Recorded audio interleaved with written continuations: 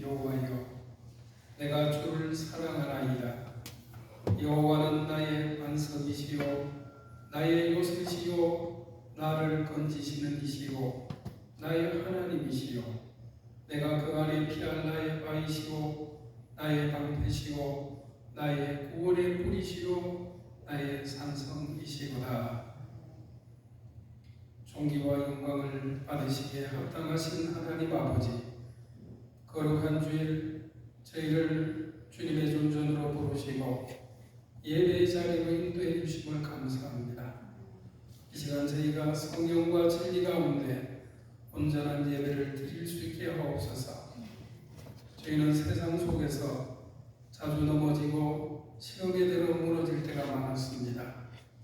주님을 의지한다 하면서도 모든 것을 온전히 맡기며 살지 못했습니다. 영적인 나태함에 빠지기도 했습니다. 공유를 베푸사 저희의 심령을 새롭게 회복시켜 주옵소서. 오늘도 선포되는 말씀이 영혼을 깨우는 능력의 검이 되게 하시고 아멘으로 알아봐야며 삶을 변화시키는 역사가 있게 하여 주옵소서. 예배의 시종을 주님께 온전히 맡겨드리며 예수님의 이름으로 기도하옵나이다. 아멘. 자리에 일어나셔서 찬송가 21장 부르겠습니다.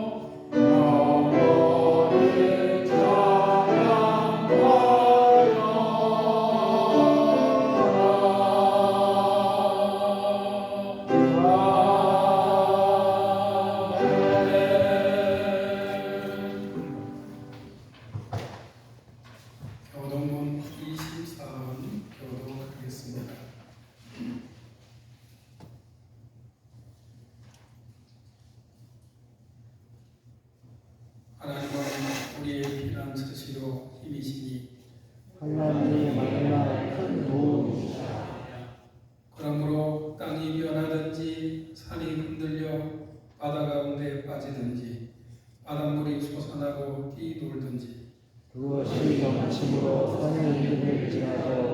우리는 두려움과 같이 아니하리이다. 한 시내가 있어 나뉘어 흘러 하나님의 성 곧 지존하신 이의 성소를 기쁘게 하도다. 하나님이 그 성 위에 계시되 성이 흔들리지 아니할 것이다. 새벽에 하나님이 도우시리라. 그가 땅 끝까지 전쟁을 시기하시며 팔을 꺾고 창을 그으며 수레를 일사하시리라. 이르시기를 너희는 가만히 있어 내가 하나님 됨을 알지어다. 내가 문 나라 중에서 높임을 받으리라. 내가 세계 중에서 높임을 받으리라 하시더라. 만군의 여호와께서 우리와 함께 하시니 야고보다는 우리의 피하시리로다. 아멘. 사도신경으로 우리의 신앙을 고백하겠습니다. 나는 전능하신 아버지 하나님 천지의 창조주를 믿습니다. 나는 그의 유일하신 아들 우리 주 예수 그리스도를 믿습니다. 그는 성령으로 잉태되어 동정녀 마리아에서 나시고 본디오 빌라도에게 고난을 받아 십자가에 못 박혀 죽으시고 장사일지 사흘 만에 죽은 자 가운데서 다시 살아나셨으며 하늘에 오르시어 전능하신 아버지 하나님 우편에 앉아 계시다가 거기로부터 살아있는 자와 죽은 자를 심판하실 것입니다. 나는 성령을 믿으며 거룩한 공교회와 성도의 유죄와 죄를 용서받는 것과 몸의 부활과 영생을 믿습니다. 아멘. 자리에 계셔서 찬송가 278장 보겠습니다.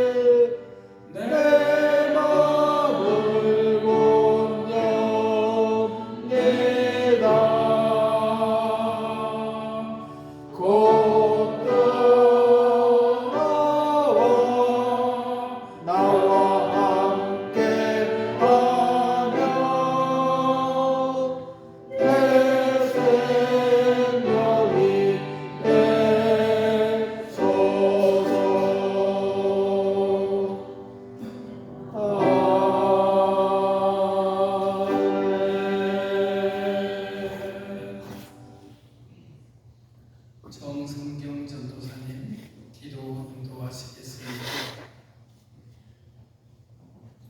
기도하겠습니다. 사랑이 충만하신 하나님 아버지, 주님의 은혜로 예배의 자리에 서게 하심을 감사드립니다. 주님 앞에 서며 예배 올리고 기도할 수 있는 이 모든 순간이 주님의 은혜임을 고백합니다. 사랑하기보다 판단하고 감사하기보다 불평하며 하나님께서 주신 은혜를 잊고 스스로의 의로움을 주장했던 저희를 용서하여 주시옵소서. 빛보다 어둠을 더 가까이 하며 주의 말씀보다 세상의 소리에 더 가까이 한 저희를 불쌍히 여겨 주시옵소서. 주님, 우리는 세상의 힘과 권세를 의지하려는 연약한 존재입니다. 하나님의 구원은 세상의 권력이 아니라 예수 그리스도의 십자가에서 이루어진 속죄로 은혜 위에 은혜임을 믿습니다. 그 은혜를 깨닫는 기쁨이 우리의 영혼을 새롭게 하며 구원의 감격이 삶의 중심이 되게 하시옵소서. 주님, 이 나라와 민족 위에 주의 손을 얹으시어 이 땅의 지도자들에게 하늘의 지혜와 공의 그리고 진리를 향한 두려움을 주시어 정의와 사랑이 함께 얻는 나라가 되게 하시옵소서. 또한 한국 교회 위에 성령의 새 바람을 불어넣어 주시옵소서. 주님께서 세우신 주신 교회를 위하여 기도드립니다. 이 교회가 주님의 따뜻한 품이 되어 교회로부터 상처받은 이들, 믿음을 잃지 않았지만 갈 곳을 잃은 영혼들이 조용히 위로받고 새 힘을 얻는 은혜의 쉼터가 되게 하시옵소서. 이곳에 오는 모든 이들이 판단이 아닌 사랑으로, 형식이 아닌 진심으로 서로를 품게 하시며 주님의 마음을 닮은 온화한 공동체가 되게 하여 주시옵소서. 하나님께서 사랑하는 이원직 담임 목사님을 단 위에 세워주심에 감사드립니다. 목사님의 영혼과 육체를 강건하게 하시고 하나님의 말씀을 전하실 때마다 하늘의 신선한 기름 부으심이 임하게 하시고 그 말씀이 우리의 마음을 변화시키며 교회를 새롭게 하는 능력이 되게 하시옵소서. 주님, 강하고 담대하라, 두려워하지 말라, 내가 어디로 가든지 너와 함께 하리라 하신 말씀처럼 우리 교회가 어떠한 시대의 어려움 속에서도 낙심하지 않고 오직 믿음으로 담대히 전진하게 하시옵소서. 또한 스스로 조심하여 너희 하나님 여호와를 사랑하라 하신 말씀을 붙들어 우리의 모든 사역과 삶이 하나님 사랑 위에 세워지게 하시옵소서. 우리 모두에게 복음 전파의 지혜와 열정을 주셔서 세상 속에서 예수를 담대히 증거하게 하시고 모든 선한 말과 행실로 하나님의 영광 드러내게 하시옵소서. 감사드리며 만왕의 왕 우리 주 예수 그리스도 이름으로 기도드립니다. 아멘.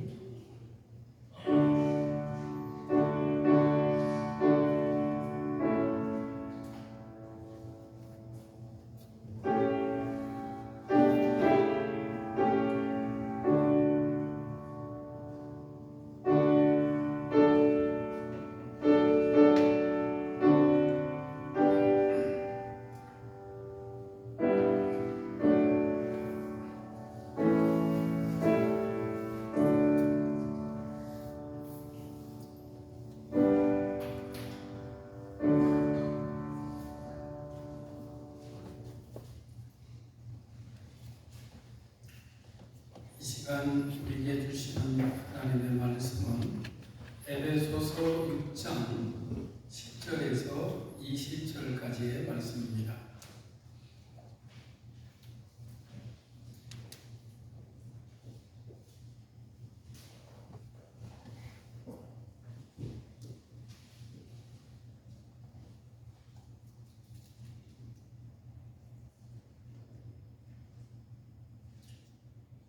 에베소서 6장 10절에서 20절까지 저와 여러분이 한 절씩 교독하겠습니다.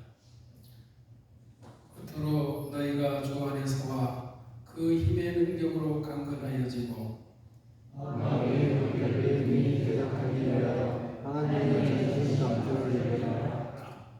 우리의 씨름은 혈과 육을 상대하는 것이 아니요 통치자들과 권세들과 이 어둠의 세상 주관자들과 하늘에 있는 악의 영들을 상대함이라. 그러므로 하나님의 전신 갑주를 취하라. 이는 하나님의 너희가 능히 대적하고 모든 일을 행하게 서기 위함이라. 그런즉 서서 진리로 너희 허리띠를 띠고 의의 호심경을 붙이고 평안의 복음이 준비한 것으로 신으시고 모든 것 위에 믿음의 방패를 가지고 이로써 능히 악한 자의 모든 불화살을 소멸하고 구원의 주보와 성령의 검, 곧 하나님의 말씀을 가져라. 모든 기도와 간구를 하되 항상 성령 안에서 기도하고 이를 위하여 깨어 구하기를 항상 힘쓰며 여러 성도를 위하여 구하라. 또 나를 위하여 구할 것은 내게 말씀을 주사 나를 도우려 복음의 우매를 그들에게 보이게 하소서 할 것이니 이를 위하여 내가 쇠사슬에 매일 40이 된 것은 나로 이 일에 당연히 할 말을 담대하게 하려 하심이라. 아멘. 아멘. 여러분 혹시 아프리카의 초원에 사자무리를 보신 적이 있으시겠죠? 사자할 때 사자는 가장 약한 먹잇감을 노리죠. 무리에서 뒤처지거나 병들어 있거나 혹은 가장 방심하는 순간을 포착합니다. 영적 세계도 그렇습니다. 마귀는 묶는 사자처럼 두고 다니며 삼킬 자를 찾고 있고 우리의 가장 연약한 지점, 가장 방심한 순간을 집요하게 노리는 것입니다. 오늘 우리가 마주하는 성경 본문이 바로 이 보이지 않는 전쟁에 관한 말씀입니다. 이 사탄의 강요함에 속지 않고 승리하는 군사관이라고 하는 긴급한 명령인 것입니다. 사도 바울은 에베소 교회에 보내는 편지의 마지막 부분에서 그리스도인의 삶의 본질적으로 영적 전투라고 하는 사실을 분명히 밝히고 있습니다. 우리의 진짜 싸움은 눈에 보이는 사람이나 환경과의 싸움이 아닙니다. 우리 진짜 적은 보이지 않는 악의 영적 세력인 것입니다. 이것이 오늘 본문이 우리에게 가르치는 첫 번째 교훈입니다. 그러면 우리는 어떻게 이 보이지 않는 적과 싸워 이길 수가 있을까요? 바울은 명확한 답을 제시합니다. 하나님의 전신갑주를 취하라는 겁니다. 전쟁에서 가장 위험한 것이 뭘까요? 적의 존재를 모르는 거죠. 오늘 많은 그리스도인들이 영적 전투의 실체를 망각하고 살아가고 있는 것입니다. 마귀는 신화 속의 이야기로 영적 싸움은 미신으로 치부해버립니다. 그러나 성경은 분명히 말씀합니다. 우리에게는 실제하는 적이 있고 그 적은 통치자들과 권세들과 이 어둠의 세상 주관자들과 하늘에 있는 악의 영들이라고 말합니다. 이것은 조직화되고 체계화된 악의 세력을 말합니다. 마치 군대처럼 계급과 질서를 갖춘 어둠의 왕국이 실제한다고 하는 것입니다.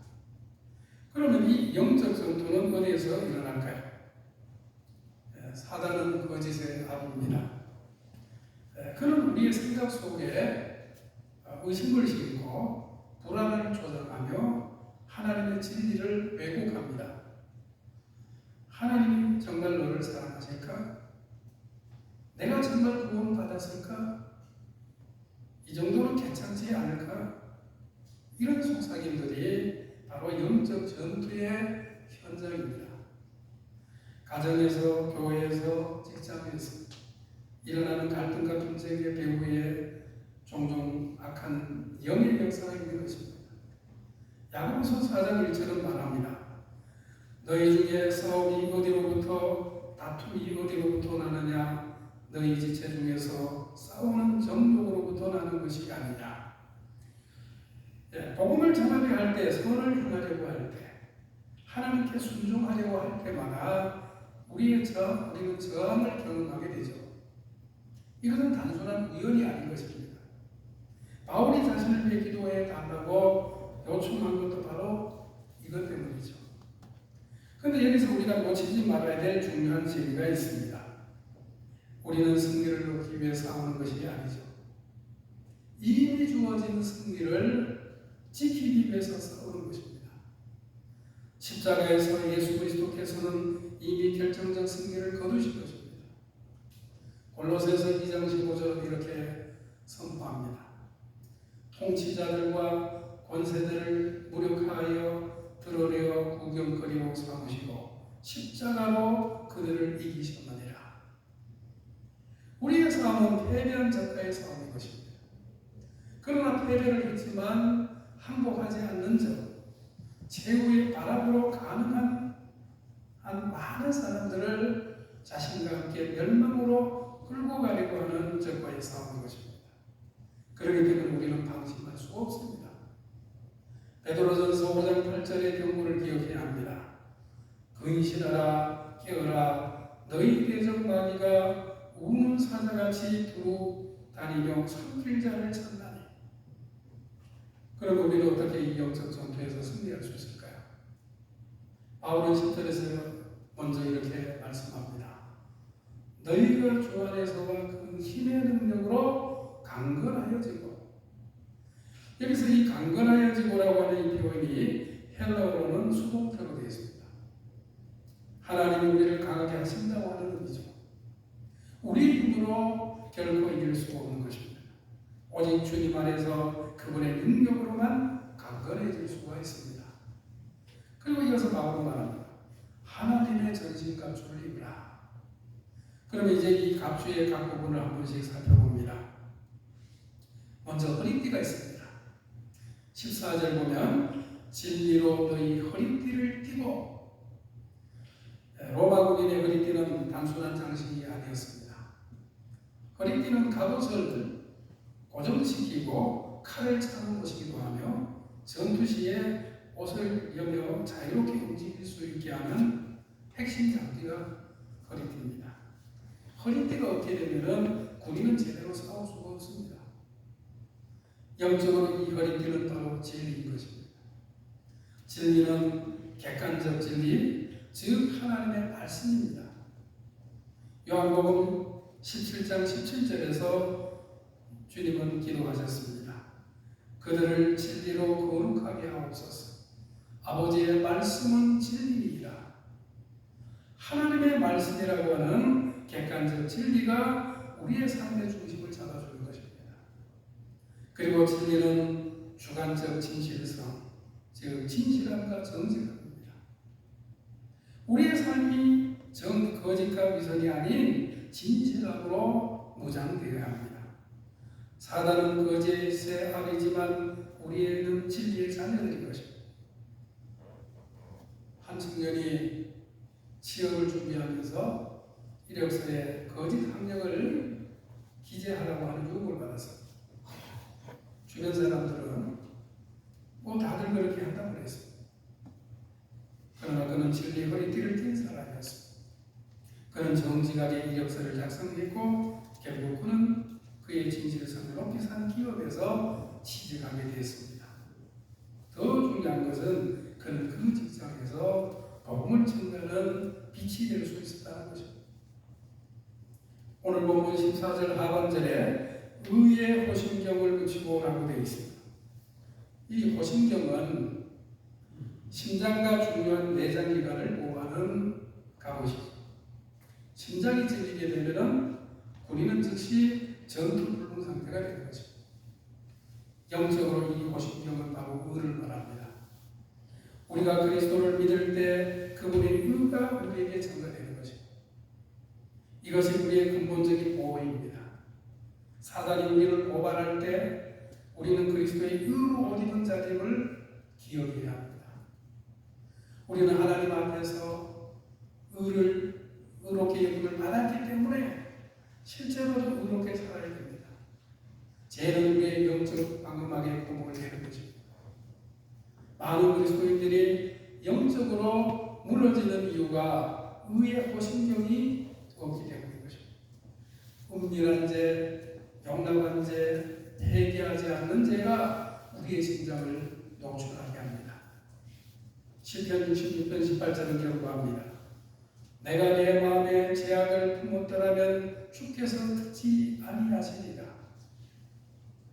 15절입니다. 평안의 복음이 준비한 것으로 신을 신고 로마 군인의 고난을 바닥에 못이 박힌 아주 튼튼한 신발이었습니다. 이 신발은 군인이 어떤 지형에서도 미끄러지지 않고 확고하게 서 수 있게 했고 동시에 신속하게 움직일 수 있도록 했습니다. 영적으로 이 신발은 평안의 복음입니다. 이것은 세 가지 의미를 담고 있습니다. 먼저 하나님과의 평안입니다. 로마서 5장 1절을 말합니다. 그러므로 우리가 믿음으로 의롭다 하심을 받았으니 우리 주 예수 그리스도로 말미암아 하나님과 화평을 누리자. 우리는 더 이상 하나님과 원수가 아닙니다. 우리는 화평을 누리는 것입니다. 다음으로 마음의 평안입니다. 빌립보서 4장 7절은 약속하고 있습니다. 그리하면 모든 지각에 뛰어난 하나님의 평강이 그리스도 예수 안에서 너희 마음과 생각을 지키시리라. 이 평안이 우리를 확고하게 세워주는 것입니다. 마지막으로는 복음 전파의 준비입니다.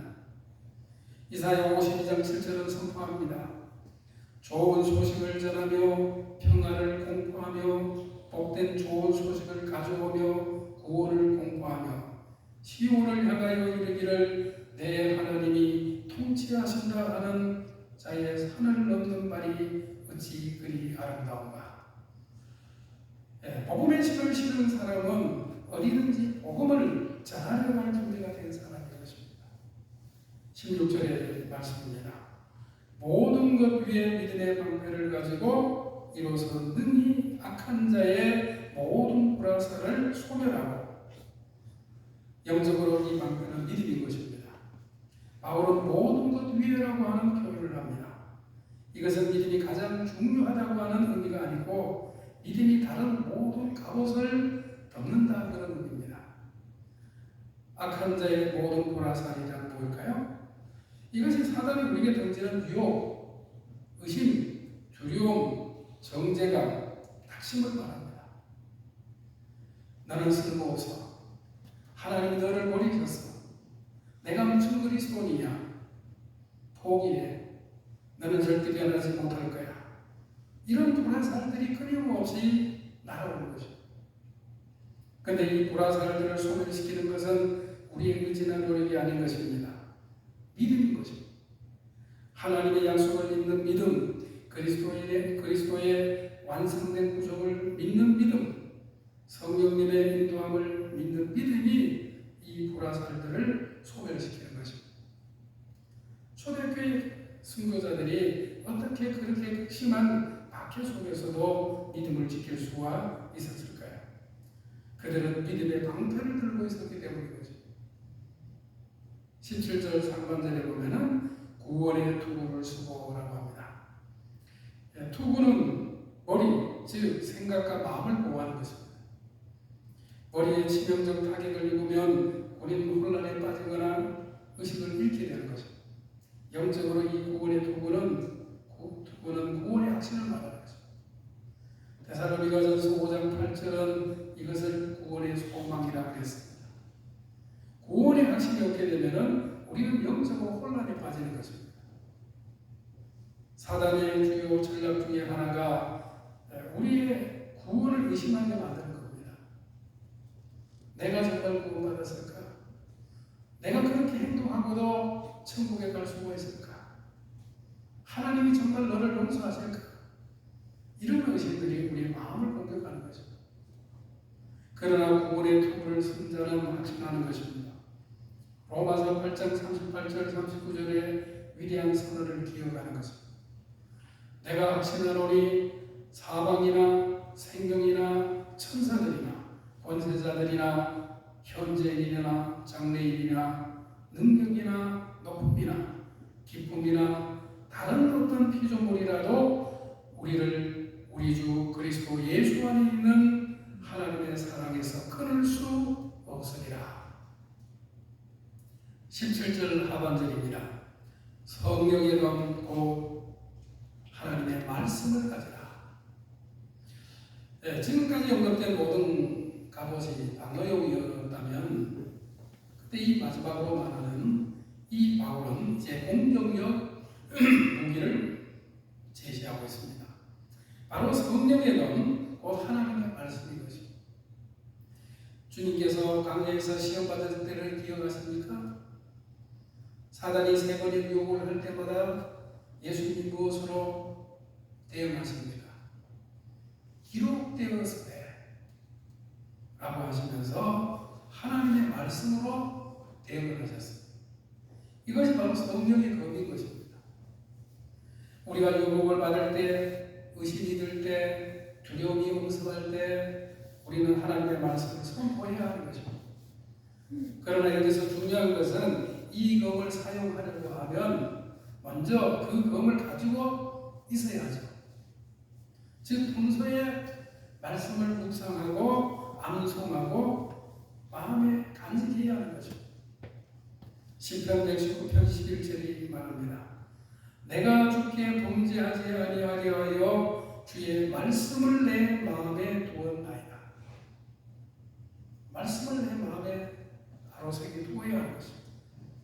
그래야 그 상황에 필요할 때 그 말씀이 생각나고 기억되어서 그 말씀으로 우리는 사단의 공격을 막아설 수가 있는 것입니다. 이제 우리는 하나님의 전신갑주가 무엇인지를 알았습니다. 근데 문제가 하나 있습니다. 이 갑옷들을 어떻게 입느냐는 거죠. 진리를 어떻게 허리에 띠고 의를 어떻게 가슴에 붙이며 믿음을 어떻게 담보로 만들 수가 있을까요? 바울은 18절에서 그 답을 말합니다. 모든 기도와 간구를 하되 항상 성령 안에서 기도하고 이를 위하여 깨어 구하기를 항상 힘쓰며 여러 성도를 위하여 구하라. 놀랍지 않습니까? 전신갑주를 입는 방법이 바로 기도에 있다는 거죠. 바울은 모든 기도와 간구라고 했습니다. 이것은 기도의 다양성을 말합니다. 찬양의 기도, 감사의 기도, 회개의 기도, 간구의 기도, 중보의 기도, 모든 형태의 기도가 필요한 것입니다. 또한 항상이라는 표현에도 주목해요. 기도는 한 번의 회개가 아닙니다. 지속적 삶의 방식인 것입니다. 데살로니가전서 5장 17절처럼 말합니다. 쉬지 말고 기도하라. 근데 18절에서 가장 중요한 표현이 있죠. 성령 안에서 기도하라는 거죠. 우리의 기도가 능력이 있으려면 성령의 도움이 필요합니다. 로마서 8장 26절은 말합니다. 이와 같이 성령도 우리의 연약함을 도우시나니 우리는 마땅히 기도할 바를 알지 못하나 오직 성령이 말할 수 없는 탄식으로 우리를 위하여 친히 간구하시느니라. 성령 안에 기도한다는 것은 우리의 의지와 계획이 아닌 하나님의 뜻을 구하는 것을 말하는 것입니다. 이것은 하나님의 말씀에 근거한 기도, 믿음으로 하는 기도, 겸손하게 하나님께 의지하는 기도입니다. 그리고 기도의 자세입니다. 깨어 구하기를 항상 힘씁니다. 그래서 깨어라는 표현은 군사적 용어입니다. 5초명이 졸지 않고 경계하는 것을 말하는 것입니다. 우리는 영적으로 깨어 있어야 합니다. 주님께서 겟세마네 동산에서 제자들에게 하신 말씀을 기억하십니까? 시험에 들지 않게 깨어 기도하라. 마음에는 원이로되 육신이 약하도다. 영적 전투에서 가장 위험한 순간이 우리가 방심할 때인 것입니다. 사자는 잠든 먹이를 공격합니다. 우리는 깨어 기도해야 하는 것입니다. 바울은 놀라운 전환을 합니다. 개인의 영적 무장에서 기도의 대상을 공동체의 기도로 나아가는 것입니다. 여러 성도를 위하여 기도하라. 영적 전투는 개인적이 아닙니다. 이것은 단체적인 것입니다. 우리는 서로를 위해 기도해야 합니다. 한 성도가 무너지게 되면 전체 대열이 흔들리게 되는 것입니다. 우리는 서로의 방패가 되어 주어야 합니다. 바울은 자신을 위한 구체적 기도 제목을 제시하고 있습니다. 또 나를 위하여 구할 것은 내게 말씀을 주사 나로 입을 열어 복음의 비밀을 담대히 알리게 하옵소서 할 것이니 이 일을 위하여 내가 쇠사슬에 매인 사신이 된 것은 바로 이 일에 당연히 할 말을 담대히 하게 하려 하십니다. 여기서 우리는 깊은 영감을 얻습니다. 바울은 무엇을 왜 기도하려고 해달라고 합니까?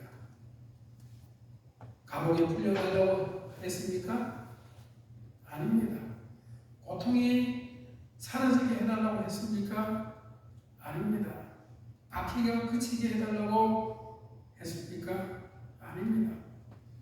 바울의 기도 제목은 단 하나입니다. 복음의 비밀을 담대히 알리게 해달라는 겁니다. 바울에게 가장 큰 관심사는 자신의 안위가 아니고 복음의 전진입니다. 그는 쇠사슬에 매여 있으면서도 자신을 사신이라고 불렀습니다. 얼마나 놀라운 감정입니까? 그는 자신을 제수가 아니라 하늘의 왕국의 대사로 본 것입니다. 이것이 우리에게 주는 메시지는 분명한 것입니다. 영적 전투의 궁극적 목적은 복음의 전진인 것입니다. 우리가 전신갑주를 입는 이유는 단순히 우리 자신을 보호하기 위함이 아닙니다. 우리가 세상 속으로 나아가서 담대하게 복음을 전하기 위함인 것입니다. 18세기에 모라비안 선교사들은 서인도 제도의 노예들에게 복음을 전하기 위해서 자신들을 노예로 팔았습니다. 그들은 배가 항구를 떠날 때 손수건을 흔들면서 외칩니다. 어린 양이 그 값을 받으시리라. 이것이 전신갑주를 입는 사람들의 모습인 것입니다. 이제 우리가 쉽게 놓칠 수 있는 부분의 깊은 진리를 살펴봅니다. 오늘 본문에서 서다라고 하는 단어가 반복이 됩니다. 이것은 단순한 반복이 아닙니다. 여기서 서다는 것이 무엇을 말할까요? 이것은 승리한 자의 자세인 것입니다. 전쟁터에서 마지막까지 서 있는 자가 승리자인 것입니다. 근데 더 깊은 의미가 있습니다. 바울이 사용한 원어상의 의미는 굳게 서다, 견고하게 서다 그런 의미입니다. 이것은 수동적 방어가 아니라 능동적 저항을 말합니다. 우리는 후퇴하거나 도망가는 것이 아니라 굳게 서서 대적해야 합니다. 야고보서 4장 7절은 말씀합니다. 마귀를 대적하라. 그리하면 너희를 피하리라. 13절에서 바울은 악한 날이라는 표현을 합니다. 이것은 무엇을 말할까요? 어떤 이들은 이것을 종말의 대환난으로 해석을 하기도 합니다.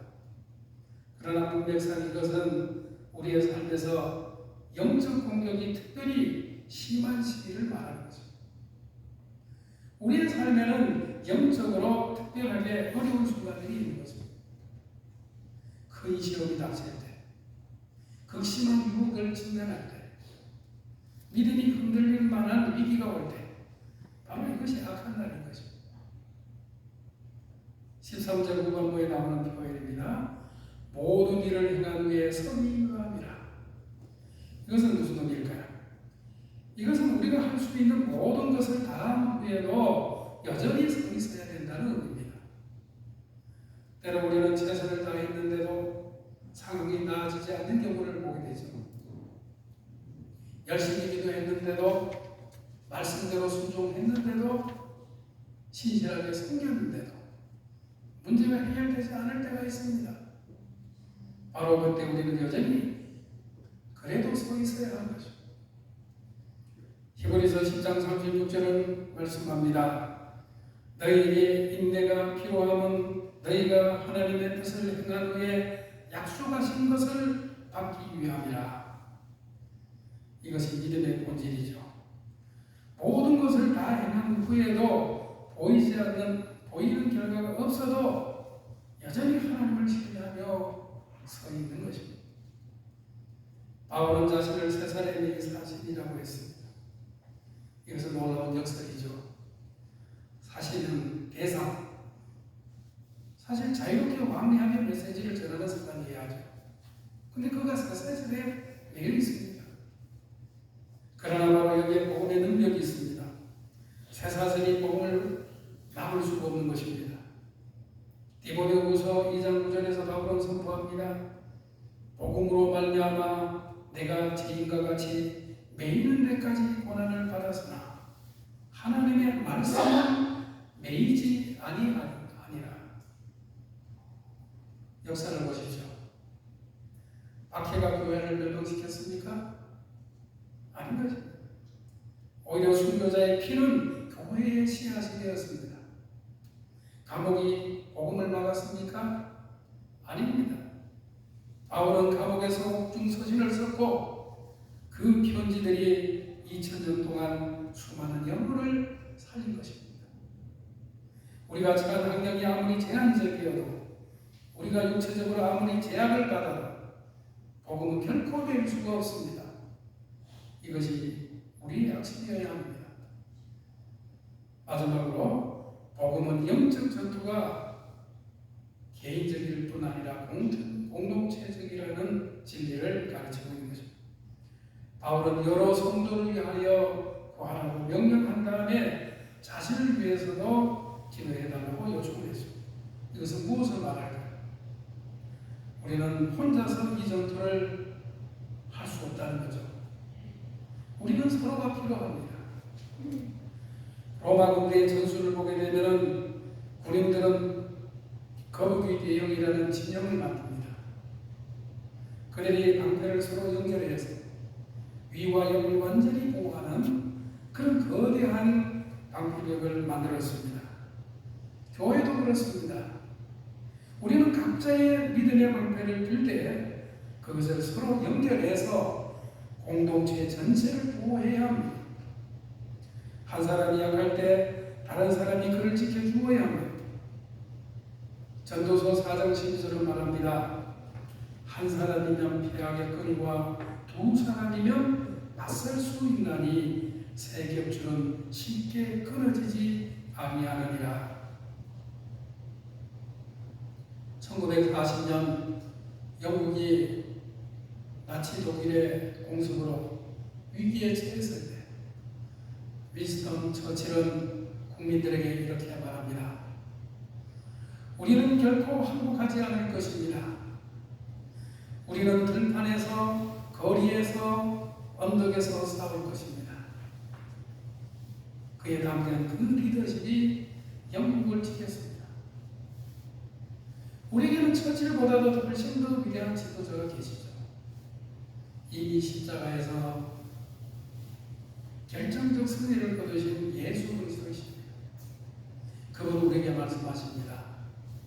담대하라, 내가 세상을 이기었노라. 오늘 말씀을 들으신 여러분은 어떤 영적 전투를 지키고 계십니까? 혹시 여러분 중에 미국과 싸우고 계신 분이 계십니까? 의의 호심경을 드시기 바랍니다. 그리스도의 의가 여러분을 보호할 것입니다. 혹시 의심과 두려움에 시달리는 분이 계십니까? 믿음의 방편을 드시기 바랍니다. 하나님의 약속을 붙드십시오. 혹시 구원의 확신이 흔들리는 분이 계십니까? 구원의 투구를 쓰시기 바랍니다. 혹시 영적으로 무기력하고 패배감에 빠진 분이 계십니까? 성령의 검을 드십시오. 하나님의 말씀을 선포하십시오. 그리고 무엇보다도 기도하십시오. 혼자서가 아니라 함께 기도하시기 바랍니다. 서로를 위해 중보하세요. 교회를 위해서, 목회자를 위해서, 선교사들을 위해서, 영혼의 구원을 위해서 기도하시기 바랍니다. 1904년 웨일즈 대붕을 이끈 에반 로버츠는 단순한 메시지를 외쳤습니다. 주님, 교회를 꾸며 살피소서. 교회를 위해 성령을 보내소서. 그 기도가 웨일즈 전역을 흔들었고 10만 명이 넘는 사람들이 그리스도께로 돌아왔습니다. 오늘 우리도 그런 기도를 시작해야 되겠습니다. 하나님의 전신갑주를 입고 복음을 위해서 담대하게 전진하는 그리스도의 군사가 되어야겠습니다. 우리의 싸움은 이미 승리가 보장되어진 싸움인 것입니다. 우리는 패배한 적과의 싸움을 싸우고 있습니다. 예수 그리스도께서 이미 승리하셨습니다. 그러므로 서십시오. 진리로 허리띠를 띠고 의의 호심경을 붙이고 평안의 복음의 신을 신고 믿음의 방패를 들고 구원의 투구를 쓰고 성령의 검을 들고 모든 기도와 간구로 무장해서 담대하게 전진하시기 바랍니다. 주님께서 우리와 함께 하십니다. 임마누엘의 주님께서 우리를 이끌어 주십니다. 우리는 반드시 승리할 것입니다. 기도하겠습니다. 하나님 아버지, 오늘 우리에게 영적 전투의 실체를 깨닫게 하시고 승리의 무장을 허락하여 주심을 감사합니다. 우리로 하나님의 전신갑주를 날마다 입게 하시고 성령 안에 기도하게 하여 주옵소서. 서로를 위해 중보하며 복음을 담대히 전하는 그리스도의 군사가 되게 하여 주옵소서. 우리의 싸움이 결국은 주님의 승리로 완성될 것을 믿으며 예수님의 이름으로 기도하옵나이다. 아멘. 찬송가 350장 부르겠습니다.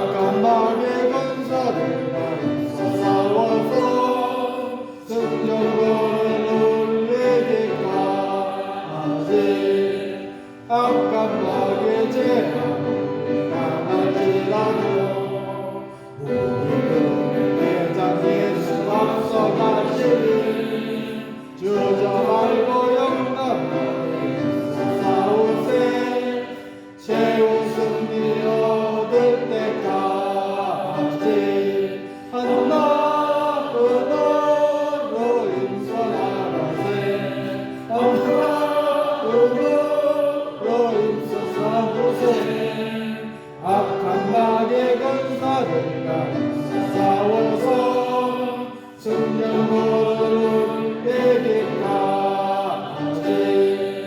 죄악 중에 빠진 사죄를 내우쳐 십자가에 달린 예수 믿기 바라며 위대한 때까지 얻어서 천국 백성 될 것일세.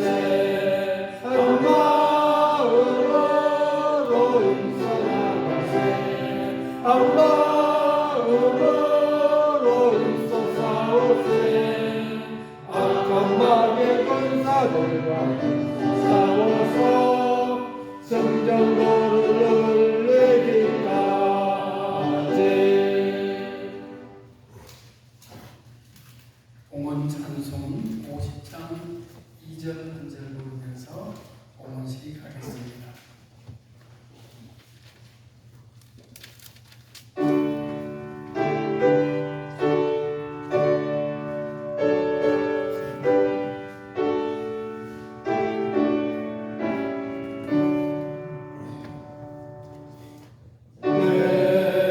내게 있는 모든 것을 겸손하게 드리네. 세상 욕심 멀리하니 나를 받아주소서.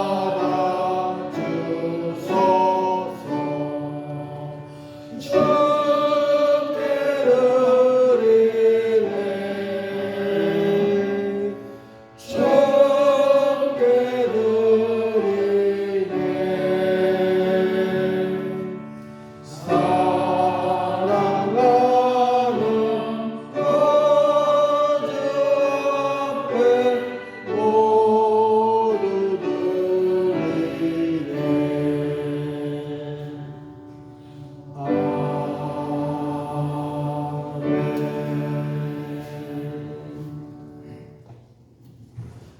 봉헌기도 드리겠습니다. 만복의 근원이 되시는 하나님 아버지, 이 시간 저희가 하나님께 귀한 예물을 올려드립니다. 이 봉헌은 저희의 땀과 시간을 드리는 것이며 우리의 모든 소유가 하나님께로부터 왔음을 고백하는 믿음의 표시입니다.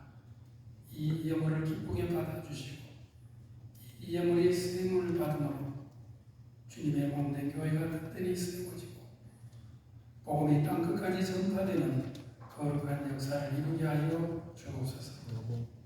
기쁨으로 귀한 봉헌에 참여하는 손길에게 복 내려 주옵소서. 필요를 채워주시고 하늘의 신령한 복과 땅의 기름진 복을 주셔서 들일수록 더욱 풍성해지는 은혜를 경험케 하옵소서. 보이지 않는 곳에서 묵묵히 봉사하며 교회를 섬기는 성도들에게도 크신 은혜를 베풀어 주옵소서. 영육의 강건함을 주셔서 지치지 않고 기쁨으로 섬기는 힘을 얻게 하여 주옵소서. 주신 교회 교우들 각자의 삶의 현장에서 겪는 고난과 역경 속에서 좌절하지 않도록 붙들어 주옵소서. 세상 삶의 자리에서 마주하게 되는 모든 유혹과 시련 앞에서 성령의 능력을 힘입어 승리케 하여 주옵소서. 질병으로 고통받는 성도들의 육체를 치유해 주시고 가정의 평화와 화목의 은혜를 주시며 직장과 사업장에도 형통함을 주옵소서. 믿음으로 기도하는 성도들의 소원에 하나님의 선한 뜻대로 가장 좋은 것으로 채워주시옵소서.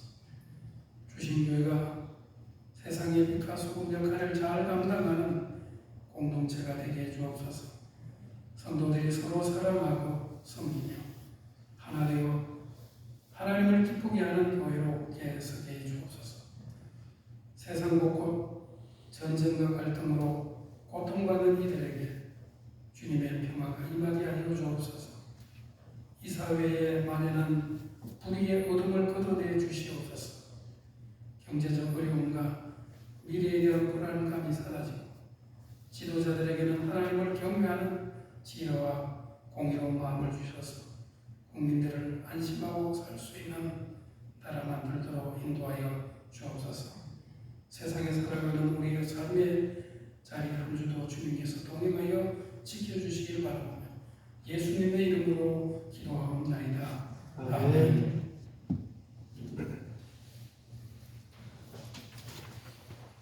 교회 소식입니다. 예배분들께서는 15일 예배당 단결을 확인해 주시기 바랍니다. 다음 주일은 기도 박순호 권사님, 공은 검미숙 집사님, 안내 이영순 집사님입니다. 그리고 지난 추석 연휴 전부터 우리 옆에 우리 쓰고 있는 복지시설 주차장 차단기가 이제는 감히는 자동으로 열리지 않죠. 저희들에게 리모컨을 줬어요. 그러니까 거기 이용하시는 분들은 신호를 주시면 열어드리도록 하겠습니다. 키가 필요한 분들은 우리 비치하고 있으니까 가져가셔서 사용하시면 되겠습니다. 교우 소식입니다. 등록한 교우분들이 계십니다. 윤의현 집사님, 김한호 권사님, 산내마을 11단지 현대아이박강에서 하시는데 우리 여러 달 추석하자는데 이제 마음의 결단하시고 등록해 주셨습니다. 감사합니다. 우리 잠깐 일어나셔서 이미 얼굴 알고 있지만 인사 한번 나누겠습니다.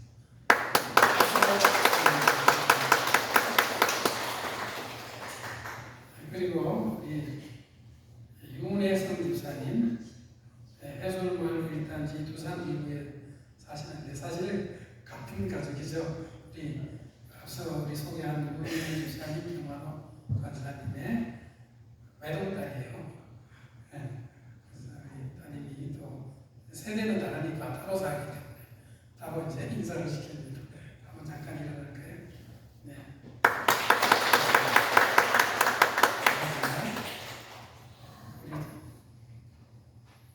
윤혜성 집사님은 전 교회에서 목소리가 좋아서 방송 아나운서도 하셨고 또 꽃꽂이도 잘하셔서 봉사도 하신 경험이 있습니다.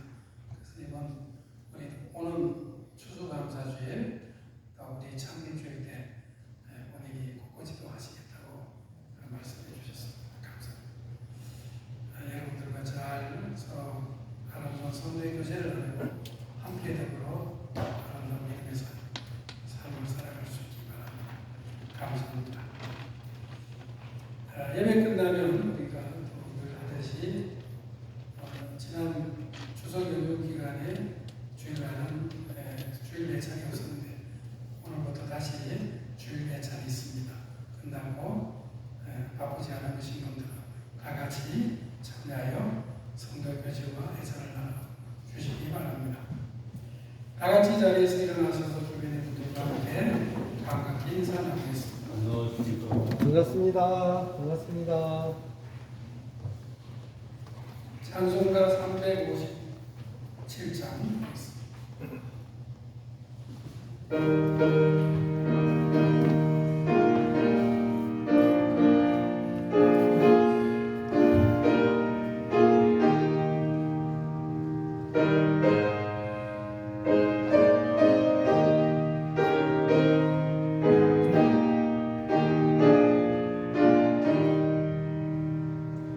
주는 사랑이 떠나 다 잃어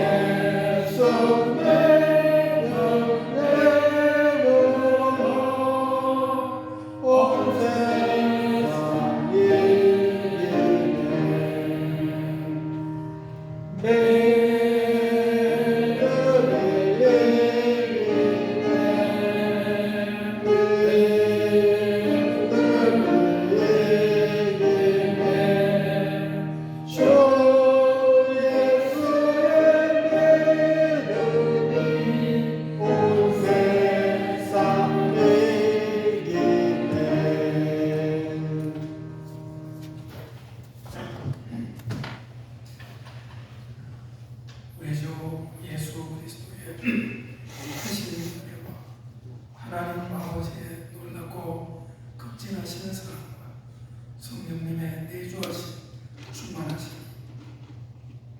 하나님의 전신갑주로 무장하고 복음을 위해 담대히 전진하고자 하는 우리 온 성도들 위해 이제로부터 영원토록 함께하시기를 축원하옵나이다. 아멘.